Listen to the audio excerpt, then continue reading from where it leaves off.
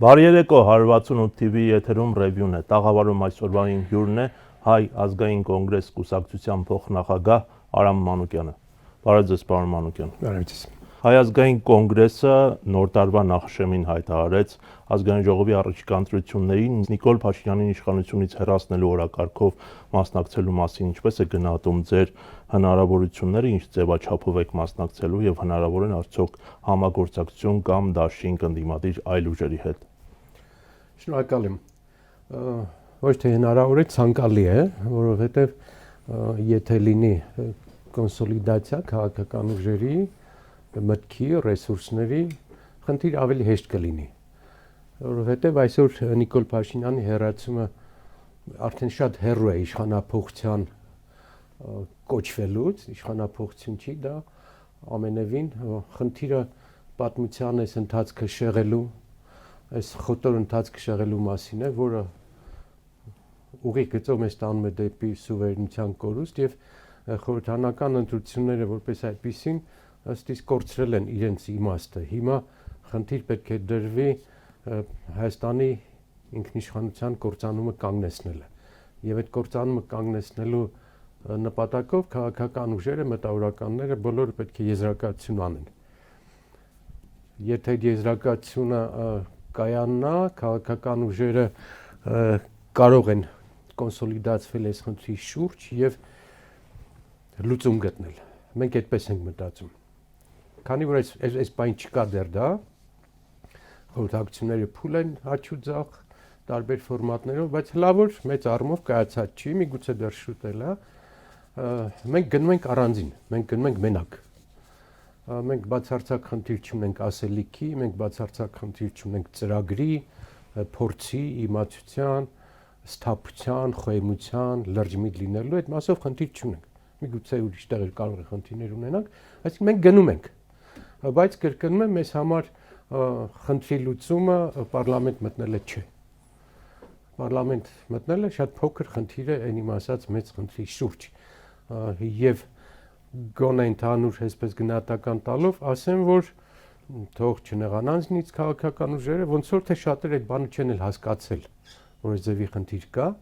որ պետության պահպանելու խնդիր կա։ Հիմնական կոնտեքստը դա է, դոմինանտ խնդիրը դա է եւ ովքեր չեն հասկանում սա, առնվազն չեն սերում այս երկիրը։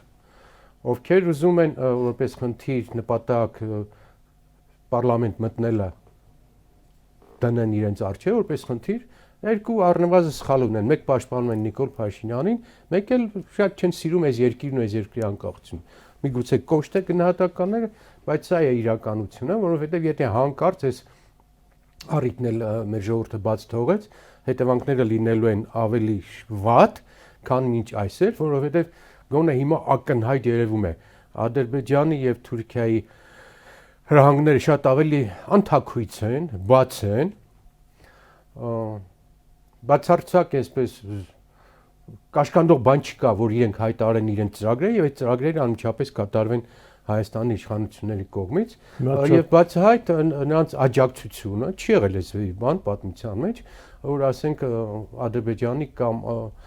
Թուրքիայի իշխանությունները աջակցություն հայտնեն Հայաստանի ընտրություններում գործող իշխանության։ Նկատի ունեք Ֆիդանի հայտարարությունը։ Եվ Ֆիդանի հայտարարությունը եւ ադրբեջանական ամբողջ մամուլը, ամբողջ քարոզչամիջոցը ուղղակի Նիկոլ Փաշինյանի գովքն ու քարոզն են ներկայացնում, որտեղ դա իրենց ծրագրերին համահունչ է, իրենք այդ խնդիրները պետք է լուծեն։ Եթե ուրիշ ոչինչ չլինի, գիտեք ոնց, եթե ասենք Հայաստանի բոլոր քաղաքական ուժերը վարկաբեկված են, խաբել են, ազնիվ չեն, չգիտեմ, լավ նպատակներ չեն հետապնդում, մենակ այս մի բանը, սիգնալը, որ Ադրբեջանն ու Թուրքիան ուզում են, որ Նիկոլ Փաշինյանն ընտրվի, դա մեր ժողովրդի համար առնվազն պիտի բան լինի, սոս լինի, չգիտեմ, ահազանգ լինի, խելքի գալու հրահանգ պիտի լինի, ազդակ պիտի լինի, որ ժողովուրդ այսօր ենք հասել, որ Ադրբեջանն ու Թուրքիան մեզ աջակցելու են Նիկոլ Փաշինյանի ընտրությունների հարցում։ Սա կարևոր ազդակ պետք է լինի, կարևոր գնահատական լինի, պետք է լինի քաղաքական ուժերը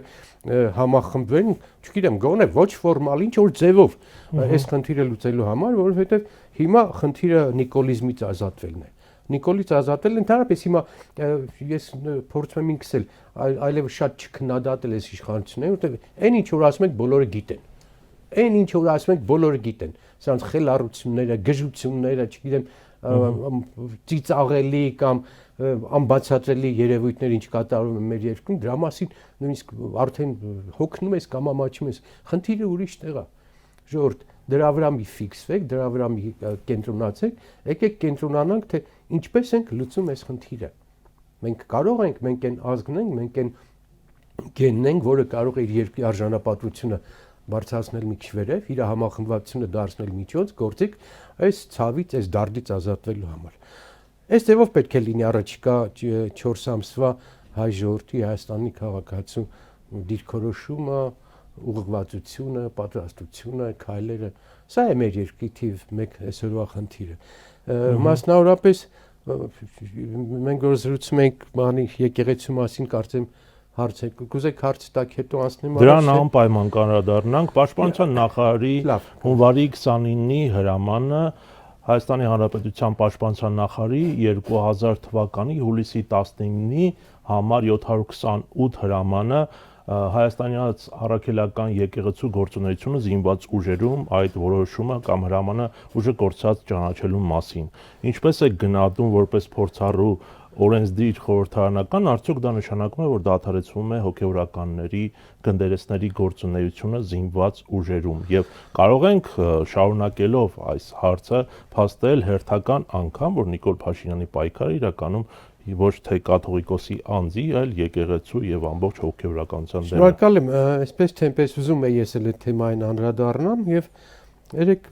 մինուտ կարդացի Տաթևիկ Հայրապետյաններ դե, որ ուղղակի ուզում եմ ընթերցել ադրբեջանական մամուլի մասին, ադրբեջանական հրապարակումների մասին, որտեղ ադրբեջանցիները գրում են ճակերտներում. երկիրը իսկական ազգային պետության վերածելու համար,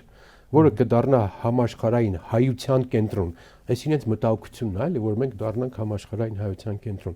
պետք է վերացնել Էջմիածնի ամենակարողությունը։ Իհարկե ճարիքն ամբողջությամբ հաղթելու համար անհրաժեշտ կլիներ մաքրել առասպելացված պատմության մի հսկայական շերտ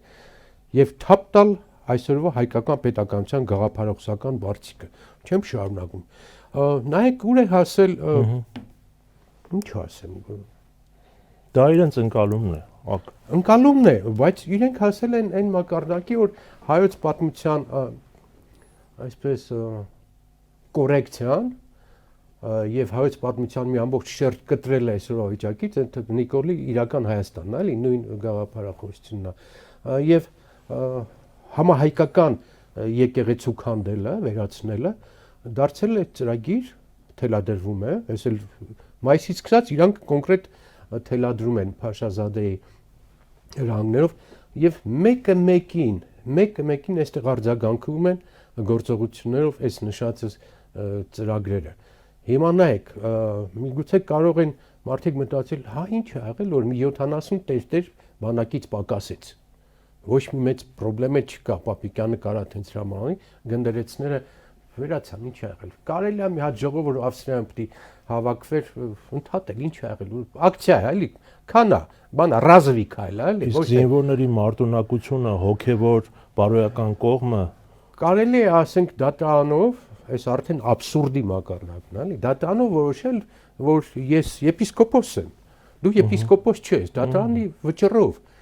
որ ես կարող եմ թեմի առաջնորդ լինել, դու կարող ես թեմի առաջնորդ, իրենք են որոշում, քաղաքացիական դատարանը, այլ այս բաները դրեք իրար կողք դրեք, ինչի համար էս փաստերը, եւ նա նախորդող մնացած բաները, այստեղ է ձեր ասածը, ուղիղ հարց տամ, իսկ հիմա կարևոր չի կաթողիկոս աղջիկ ունի, թե չէ։ Որն է խնդիրը, դուք այն ժամանակ բլեֆ էիք անում, հա, որ այդտեղ բան կա, դրա համար էս եկեղեցին գումարելով համապատկերը ստանալով կտեսնենք, որ իսկապես համակարգային խնդիր են լուծում։ Եկեղեցու ոչնչացման, եկեղեցու թուլացման խնդիրն են լուծում։ Եվ այդ խնդիրը հրահանգված է, առաջադրված է մեր սահմաններից դուրս։ Անցնենք դրա աբսուրդության բանին, էլի, որ ես օրինակ զարմանում եմ մեր իրավական համակարգը ձեն չի հանելու, որ դատարանը որոշում է, որ այս մարդը թեմի առաջնորդ է կամ թեմի առաջնորդ չէ, եւ պարտադրում է հոգեվոր խորհրդին, կրոնական կառույցի ղեկավար մարմնին, պարտադիր կատարել այն մի դատավորի որոշումը, այլ չեմ ասում, որ դատավորի հարցը մի ժամ հետո պետքա բդխն քննարկեր։ Որ եղբայրս ինչ ես անում, քո ինչ գործն ամտել ես հոգևորականների դաշտ, այնտեղ որոշումներ ես կայացնում։ Էլի ես մասով մի հատ բան։ Պատկերացրեք, ասենք թե կաթողիկոսը абսուրդը շարունակում եմ, էլի։ Ֆրանսիայի թեմի առաջնորդին, հայ եկեղեցու թեմակալ առաջնորդին, եպիսկոպոսին որոշում է, որ ինքը չպետք է լինի։ Ու ինքը Ֆրանսիայի քաղաքացի է։ Այդ քաղաքացին բանը սրբազան դիմում է Ֆրանսիայի դատարան։ Ու դատարանը որոշում է, որ կաթողիկոսը սխալ է արել։ Եղբայր, այդքան абսուրդ, հարգելի ԲԴԽ, ձեր որոշումներին դուք տերեք, այստեղ իրավաբանություն կա, այս խնդիրը կարաք լուծեք դուք։ Եթե չեք լուծում, ամոթ է։ Խայտարակություն է մեր իրավաբանության համար։ Սա բռնաբարել է նշանակում իրավագիտություն։ Պարոն Մանուկյան, դա Սահմանադրության 17-18-րդ հոդվածով եւ Հայաստանի Հանրապետության եւ եկեղեցու միջև օրենք կա օրենք, կա Սահմանադրություն 97 թվականին էլ կա ընդունված օրենք եկեղեցու եւ պետության հարաբերությունների մասին։ Ու ձեզ ասեմ, այնքան հստակ կա տարանջատած, բոլորը կարա լավ լինի, վատ լինի, բայց եկեղեցու եւ պետության հարաբերությունը եւ միջազգային կառույցներով է կարգավորում եւ մեր Սահմանադրությամբ շատ հստակ կարգավորում։ Եվ նաեւ այդ օրենքով, որի մասին ես ասեցի։ Սա անհեթեթության, բայց այսօրվա իշխանությունների լրիվ քաղաքականության մեջ տեղավորում է, այն ինչ որ հիմա իրանք անում են։ Մյուսը, այս որ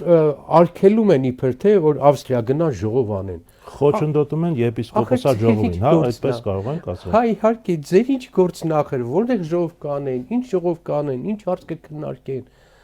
Մտել ենք մի հատ անհեթեթության փուլ։ Ու հիմա մի հատ անցում անեմ այս ձևի խնդրի։ 3 ամիս առաջ արա մենք մոտ 20 ստորագրությամբ, որին մասնակցում էին տարբեր քաղաքական ուժեր, իրավապաշտպան կազմակերպություններ, իրավապաշտպաններ, մտավորականներ, Հանրապետության գլխավոր դատախազին հայց են ներկայացրել, մի 10 էջանոց Նիկոլ Փաշինյանի կատարած օրենսդրական եւ սահմանադրական խախտումները եկեղեցու նկատմամբ։ Այսինքն իրավաբանների կողմից կազմված փաստաթուղթեր, գրագետ փաստաթուղթեր, որտեղ ոչ մի ոչ ամբիցիա կար, ոչ էմոցիա կար, ոչ մի բան չկար, պոետիկ բան չկար, էլի զուտ մաքուր իրավաբանական փաստաթուղթեր ներկայացրել ենք դատախազին, որ այս մարդը, այս իշխանությունը, այս կետերի խախտում արել եւ ենթակա է քրեական հետապնդման։ Անցել է 3 ամիս։ Այսինքն 3 ամիս Սահմանադրության եւ օրենքների կոպիտ խախտումների մասին փաստաթուղթը գտնվում է Հանրապետության գլխավոր դատախազի սեղանին եւ ոչ մի արձագանք չկա։ Ոչ մի արձագանք լրջագույն խախտումների մասին եմ ասում։ Բայց հիմա համեմատեք, էլի մեր իրավաբանության բանը, քաղաքակրթության աստիճանը 3 ամիս իրավապաշտպանների քաղաքական ուժերի հայցը մնում է սեղանի վրա, արձագանք չկա, բայց ասենք մի հատ մասիացոտնի, չգիտեմ, մի հատ տեստերի խնդիրը, որ ինքը տեր է, թե տեր չի, եպիսկոպոս է, եպիսկոպոս չի, թե մի առաջնորդ է, թե չէ, 2 ժամվա ընթացքում հայտնվում են քննիչներ, իրավաբաններ, դատավորներ եւ վճիռ են կայացնում։ Այս պետություն է, թե բարդակ։ Սա պետություն է, թե իրավունքի կամ օրենքի միջոցով աշխատող հասարակարգ ու համակարգ։ Այս ուր ենք գնում, այս ինչ ենք անում։ Եվ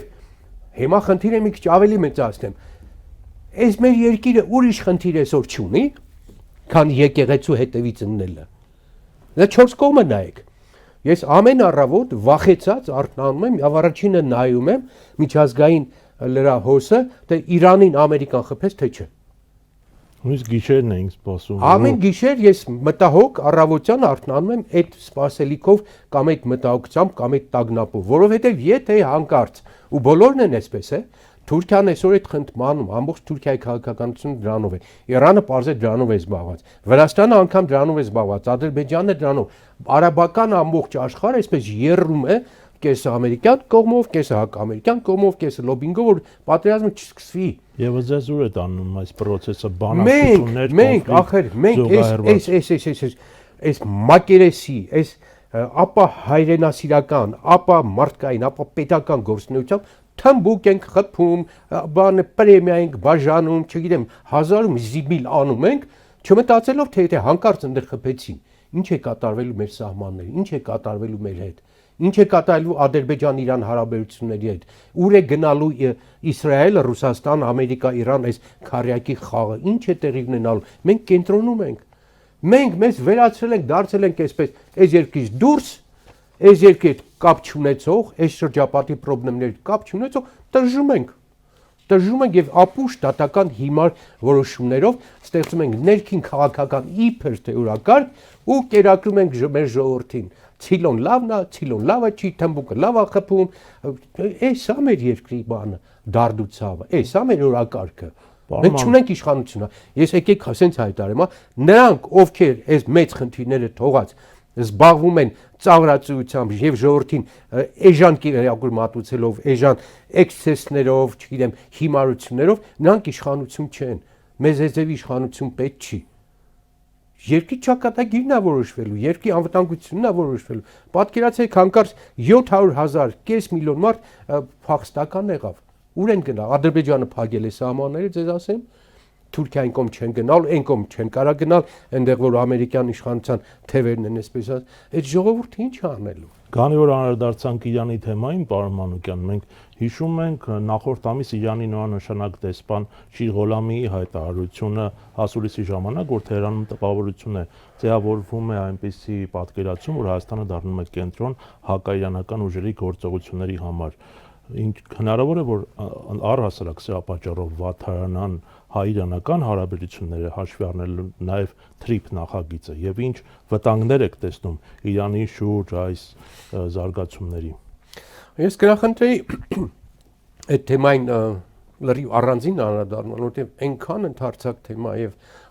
իմ ուզած թեման է ուսումնասիրել էներգետիկ բաները, բայց շատ կարճ գործ, պես համակերեսային ասեմ, որ դա խիստ վտանգավոր է, խիստ վտանգավոր եւ անընդհատ հիշում եմ այն ամերիկյան դիպլոմատի Բայերի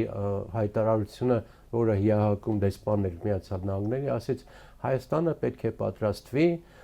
մի քանի ցուրտ ձմեռներ անցկացնելուն, որը շատ པարզ նշանակում է, էլի համալիրը կառուցեմ Ադրբեջանից նավթ ենք ստանում, Նիկոլ Փաշինյանը հայտարարում է մենք աներկբա մտնում ենք ադրբեջանական համակարգի մեջ, միանում էր մեր բաները, մենք ռուսական քվոտաներից կրճատում ենք նավթը, բենզինը,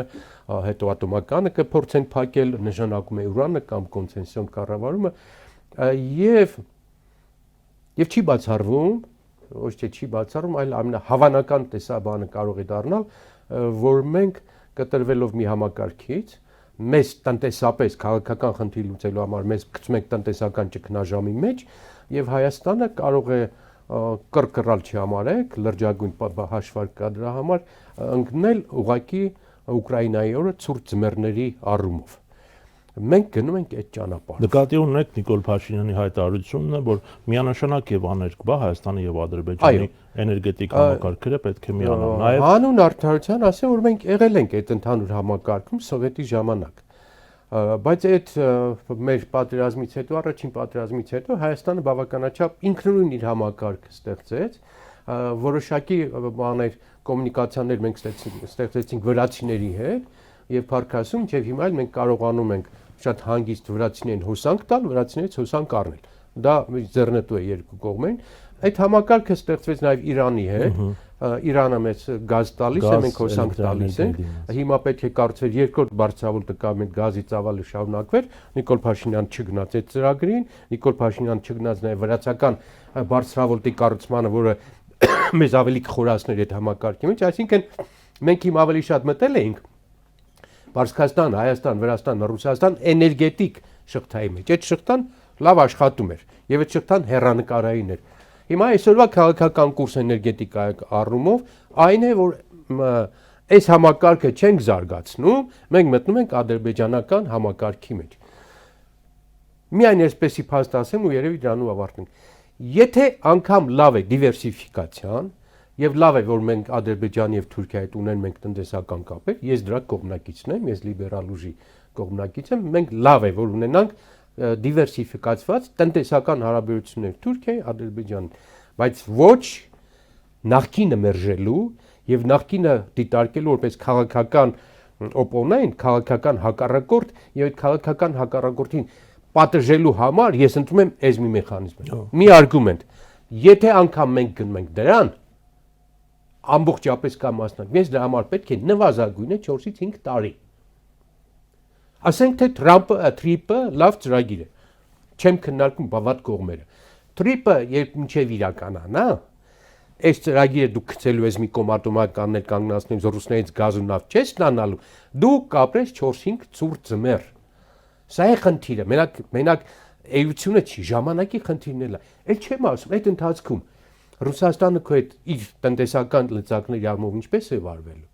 Այդ քաղաքական հակառակորդը Ռուսաստանին պիտի պատժեինք, հա, այսինքն։ Այդ է ստացվում։ Մենք Ռուսաստանին պատժում ենք, որպեսզի արևմուտքը տեսնի, որ մենք Ռուսաստանի հետ լավ չենք։ Մենք ավելի լավ է, ես մի աբսուրդն էլ ասեմ, մենք ավելի լավ է ադրբեջանական նավթ ստանանք, բայց այդ նավթը ներմուծված լինի Ադրբեջանը Ռուսաստանից։ Բայց Ադրբեջանի նավթը բավարարում է։ Ոչ, ես հիմա թիվ եմ ասում, Արամ։ Ադրբեջանը իր ավտովարելիքային բենզինի, նավթի 92%-ը, կրկնում եմ, 92%-ը ստանում է դրսից։ Ադրբեջանը լինելով նավթի երկիր, չունի վառելիք, մշակված վառելիք չունի, եւ Ռուսաստանից եւ ինքը գազ է ստանում, ուղարկում Եվրոպայի փրիրանն է, եվրոպացիներն աչքերը փակում են, որ իրենք ադրբեջանական գազ են ստանում, իմանալու հանդերձ ռուսական գազն է, նավթ է ստանում, նավթ,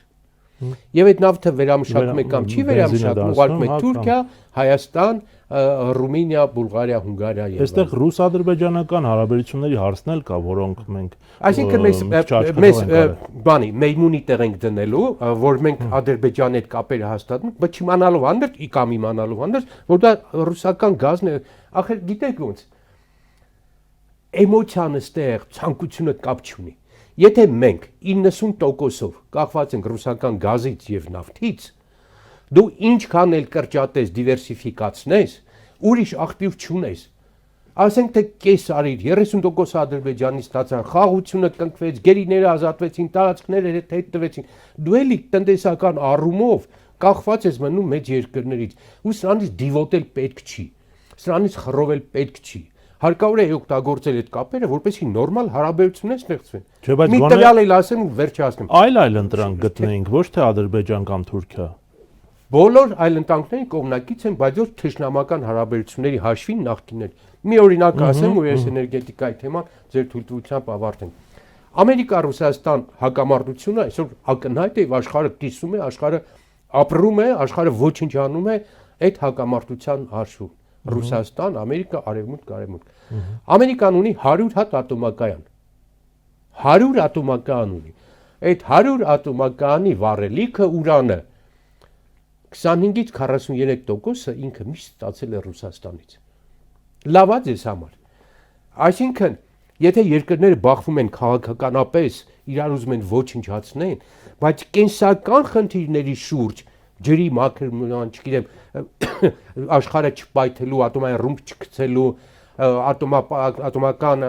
կայանները չպայթացնելու, վառելիք ստանալու առումով իրանք աշխատում են իրար հետ։ Սա նշանակում է, որ դու կարող ես ունենալ ամբիցիաներ, հակակրություններ, համակրանքներ, բայց քո տնտեսությունը չոչնչացնել։ Խնդիրը սա է, որ ինչը այս իշխանությունների բացարձակ բան չի, այսինքն ստրատեգիական մտածողությունը կարևոր բան է, որը վեր է ցանկություններից, դա հնարավորությունների դաշտում է, դա խելքի դաշտում է, դա լուրջ մարդու գործ է, դա գիտություն է, որից այնքան հեռու են այս մարդիկ եւ ուր են տանում, ես չգիտեմ, վերջին նախադասություն խոստանում եմ չխոսալ։ Պատկերացրեք մի հատ խաղանք, Նիկոլ Փաշինյանը արդեն նախկին է։ Ինչ է լինելու նրա վիճակը, այսքան արհավիրքներից, այսքան խախտումներից, այսքան հանցագործություններից հետո ինքը մաքրեց բոլոր նախկիններին իր արած ծավալուն վայրիվեր ավիրումների արդյունքում եւ չեմ ուզում պատկերացնել, այս ժողովրդի ամբողջ բանը ատելությունը Թուրքիա-Ադրբեջանի նկատմամբ ուղղելու է Նիկոլ Փաշինյանին եւ ինքը կդառնա նախկին։ Ու ինչքան շուտ է դա, այնքան մեր երկիրը կշահի։ Այս էներգետիկ թեմային մի հավելում այսօրվա նորության տարածքային կառավարման եւ ենթակառուցվածքների նախարարը այսօր հայտարարել է, որ մեզ համար առաջնահերթություն է հարևանների հետ էլեկտրահամակարգերի սինխրոն միացումը։ Եվ ամբողջապես մեր երկիրը կադրբեջանացվի, մենք կդառնանք այդ առումով կախյալ, ատոմական այդ ծրագրի մեջ պետք է փակվի, եւ մենք մի առավելություն, որ ունենք մինչև հիմա Թուրքիա, Ադրբեջան, Վրաստան ռեգիոնում ոչ մեկ չուներ ատոմական, աշխարհում 32 երկիր ունի ատոմական։ 32 երկիր ունի լրացուցիչ անվտանգային պաշտպանության համակարգ իր ատոմականի հաշվին։ Այս ուժերի եւ այդ ծրագրի իրականացման շրջանակներում մենք պետք է զրկվենք մեր ատոմականից։ Հարգելի նախարար, հարգելի հայր, հարգելի քաղաքացիներ, մեզ պետք է այսօր զրկվել այդ անվտանգության առանցքից, մտնել մի համակարգի մեջ, որից մենք միայն կախված ենք լինելու եւ վնաս ենք կրելու, առավել եւս քաղաքական խնդիրը լուծված չի։ Հայաստանի տարածքները Ադրբեջանի վերահսկողության տակ են, գերիները այնտեղ են, եկեղեցու ծրագիրը ոչնչացման, իրենց ծրագիրն է հռչակագիր անկախության հանելը, իրենց ծրագիրն է եւ այս պարտադրանքների մեջ մենք մի հատ էլ մտնում ենք կամավոր էներգետիկ համակարգի մեջ։ Հին ասույթ կա իմիջի խողովակներով, լարերով, ոչ թե հոսանք կամ գազ նավթ ագնում, այլ քաղաքականություն ագնում։ Այդ կոմունիկացիաներով Հայաստան մտնելու է ադրբեջանական քաղաքականությունը։ Պատրաստ ենք այս խնդիրները դեռ չլուծած։ Գնանք, կորցնենք Հայաստանի ինքնաշխատությունը։ Իրանք այդքան հասկանում են, չեն հասկանում։ Իշխանությունները, քանի որ տիրապետում են բոլոր լծակներին, կնդիմությունը ինչ լծակներ ունի, սրան որևէ կերպ, այսպես ասած, հակադրվելու կամ թույլ չտալու։ Գիտեք, ես մի մոտեցում ունեմ։ Բաներ կան, որոնք կուսակցությունից են վեր եւ ընտրությունից են վեր։ Երկու հարց ասեմ, մեկը օրինակ էս անվտանգության խնդիրը, որովհետեւ եթե հանկարծ մենք մտնում ենք այդ համակարգի մեջ, դուրս գալ չի լինելու։ Ահա որ ծանր ենք դուրս գալու եւ ահա որ ծանր ենք այդ անցումը իրականացնելու։ Քաղաքական ուժերը պետք է ըստեղ առանց սեփական ամբիցիայի միավորվեն։ Ասեն եղբայր, Հայաստանի ատոմականը ոչնչացնելը, կանգնացնելը Հայաստանի անվտանգության եւ հեռանկարի վրա ազդում է։ Այդ մի խնդիր մասնավորապես էս բան մտածեց։ Երկրորդը Հայաստանի բոլոր քաղաքական ուժերը, բոլոր առանց բացառության, որոնք իրար ատում են, որոնք պատրաստ են իրար ոչնչացնելու, պետք է միասնական լինեն եկեղեցին պահելու խնդրի շուրջ։ Սա վերազգային խնդիր է, սա վերհայկական խնդիր է, վերպատմական խնդիր է, վերժամանակային, վերկառավարական խնդիր է։ Հայկական ինքնությունը, հայկական եկեղեցին պաշտպանելը։ Չեմ ասում աջակցել, այս կոմբն կաթողիկոսը ոչ, ամենևին համահայկական կառույցը, որը ինքնության եւ պատմական մշակութային արժեք է ներկայացնում, եւ այս խառնափնտոր ժամանակաշրջանում քաղաքական ուժերը բոլոր բաները մի կողմ դնող պետք է կանգնեն եկեղեցու կողքին։ Պարոն Մանուկյան, իսկ ինչպես հարթել ներընդդիմադիր հակասությունները առաջին։ Դա շատ պետք է չի հարթել, բայց գոնե պատմական բաների առումով պետք է կոմպրոմիսներ գտնել։ Հիմա մենք ու դաշնակներ ունենք երկար տարիների մոտեցումների խնդիր։ Իրանք ուրիշ կերպ են մտածում, մենք այդպես չենք մտածում։ Մենք գտնում ենք, որ իրենց այդ ձևի մտածելու արդյունքում ենք այսօրին ասել կարող է իրանք էլ հակառակ։ Սրանք ներ են, այդ ոչինչ։ Հավատացեք, դա պլուրալիզմի, կուսակցականության,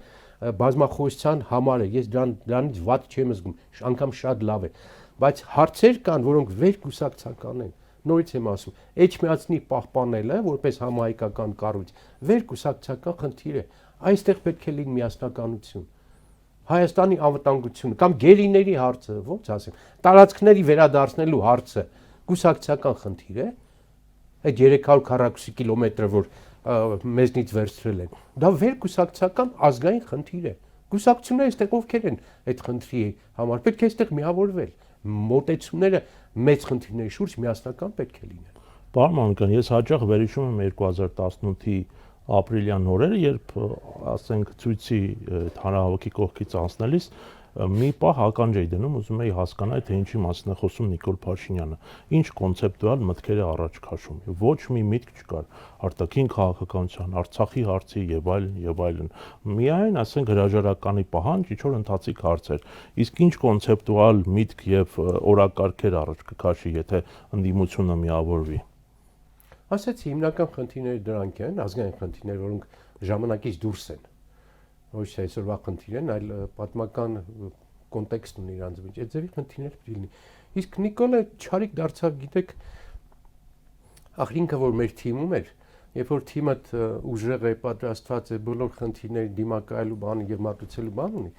ուժեղ թիմի մեջ անհատը կարող է երևալ կամ իր թերությունները չերևա։ Ու իրան մի պահ թվաց, թե ինքը շատ ավելին է, քան այդ թիմն է, թռավ ու սկսեց իր ձախորդությունները, որովհետև ինքը քաղաքական առումով, մտավոր ունակությունների, փորձի առումով շատ թույլ է։ Անգրագետ է այդ մասով, հասկանում եք, դրա համար էլ իր բոլոր գործընթացները մակերեսի վրա են, պոպուլիզմի վրա են։ Եվ այդ կիսագրագետ երկիր կառավարելու բանը բերում է այսպեսի դժբախտություններ, ուսերին բեռ ես դնում, ինքը չի կարողանում այդ բեռը տանել, ճակռում է ու վատ արդյունքներ է ստացում։ Հիմա մենք դա ենք վայելում եւ իր ամբողջ բանը վնասն էր, որ այդ ինքը իր տեսակի համակարգ իջացրեց ներքև, ոչ թե ներքևինի փորձեց բարձրացնել, որովհետեւ ինքը չուներ այդ մակարդակը։ Այս հիմանախարները երգում են, ապարում են, սրտիկ են անում, էսա հասկանում եք մեր կառավարության մակարդակը։ Էսա որ սրանով ժողովուրդ են գրավում, չգիտեմ, բարերը զգում եմ, որ ես արդեն կաշկանդվում եմ ճիշտ գնահատականներ տալու։ Էսա իրենց մակերեսի մակարդակը։ Եվ սա բերում է մեզ չարիքի, այդ անգրագիտությունը, այդ մակերես, այդ պոպուլիզմը, ու երկիրը դառնում է պոպուլիստական դիկտատորական երկիր։ Մենք հիմա դիկտատորական երկիր ենք, բռնաճնշումների երկիր ենք, քաղբանտարկյալներ ինչքան ուզես, անմեղներ ինչքան ուզես, ընդդրված քաղաքապետեր ինչքան ուզես, ժուրնալիստներ ուզես, ինչ ուզում ես, բոլորը արդեն ճնշվում են, քանի որ այն կիսագրակետը այդպեսի խնդիր ադել, բայց իրենք ապարում են, սրտիկ են անում։ Այդ դուք շատ կարևոր բան ասացիք, որ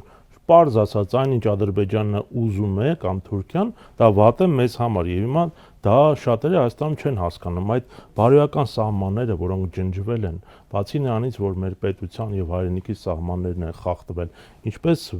վերստին նշել եւ սահմանը նշել, որ մարդիկ հասկանան, որ սա վատ է, սա լավ է, այնինչ թշնամին ցանկանում է, չի կարող Հայաստանի ու հայության համար լավ լինել։ Բնականաբար Հավարտենք լավատեսությամբ։ Չէ, էլի հարցեր ունեմ։ Հա։ Լավ։ Այսպես ասեմ, ցանկացած անգամ բույս, երբ որ կործանման վտանգի առաջ է, ներքին ռեսուրսները միացնում եւ պայքարում է։ Ցանկացած մարդ, որը հիվանդ է, դեղերը չեն օգնում, բաները սնունդը չի օգնում, ներքին ռեսուրսներ կան, որոնք միանում են, բարձրանում են վերև եւ այդ օրգանիզմի հարցը կարգավորում են։ Ազգն էլ ունի այդ մեխանիզմը։ Բոլոր ազգերը, երբ որ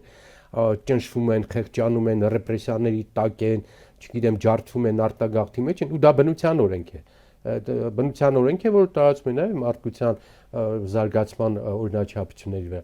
Մեր ժողովուրդը ունի այդ պոտենցիալը։ Ախր ես շփվում եմ բոլորը այդ ում խոսում ես, իրանք գիտեն խնդրեմը, բայց լուծումից վախենում են։ Իրանք գիտեն ինչ է կատարվում, բայց անհուսությունը իշխանությունների կողմից տարածված ավելի ուժեղ է, քան իրենց գիտենալը եւ իրենց մոտեցումները։ Այսինքն ներքին բազայով, ներքին ռեսուրսով մեր ժողովուրդը գիտի ինչ անում, ուզում է անի։ Մեր խնդիրը պետք է ուզելը կազմակերպելը, թե ինչ պետք է անել, բոլորը գիտեն, ինչպես պետք է անել, այդ ձեր հարցերի մեջ։ Լավ որ չկա։ Հիմա եթե այս 2 ամսվա ընթացքում այս բանը ստացվի, այդ ռեսուրսը տակից բլբլթալով դուրս գա ջրի երևից եւ ակտիվ լինի, դա արդեն կարող է հրդեհ բռնկի, հեղափոխություն լինի, ջրհեղեղանի, մաքրի այս ամենը։ Փետրվարի 20-ին լրանում է Արցախյան շարժման 88-ի 30-րդ տարեդարձը եւ շատերը ինչ որ ակնկալիքներ ունեն, որ կարող է մի նոր ազգային զարթոնք լինել։ Ինչ եք կարծում։ Չեմ կարծում, այս այդ խորհրդանշականությունը չի խթանի։ Կուզեի, բայց ես չեմ տեսնում այդ բլբլթոցը, որի մասին ասում եք, դեռ լա պղպջակների չափ է, բլբլթոցի չափ չէ։ Դրա համար մի քանի ամիս պետք է տաքանել պետք, մի քիչ էլ։ Վանուն ասում էր գարուն կգա, մի բան կստացվի։ Տեսնենք հլա։ Չափավոր լավատեսությամբ հաստատ բանը